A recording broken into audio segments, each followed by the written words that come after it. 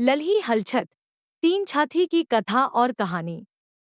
बहुत समय पहले की बात है। एक गांव में एक साहूकार और उसकी पत्नी रहते थे। उनके 6 बेटे थे, लेकिन जैसे ही उनकी बहू ने 7वें बेटे को जन्म दिया, वह बहुत डर गई क्योंकि उसके पहले 6 बेटे बाल्यावस्था में ही मर गए थे।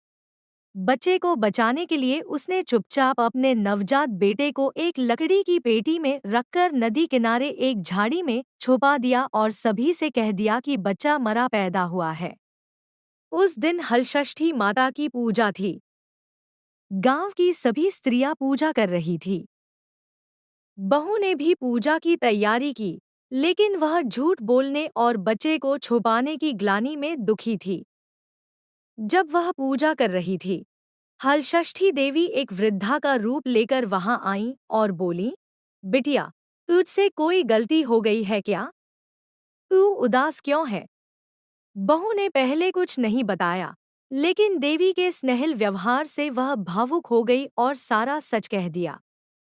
वृद्धा ने मुस्कुराकर कहा, तू सच्चे मन से आज व्रत कर और प्रायश्चित कर। तू देखेगी कि तेरा बेटा सुरक्षित रहेगा। बहू ने श्रद्धा से व्रत किया। जब पूजा समाप्त हुई, तो वह दौड़कर झाड़ियों की ओर गई जहां उसने बच्चे को छुपाया था। वहां उसका बेटा बिल्कुल स्वस्थ और मुस्कुराता हुआ मिला।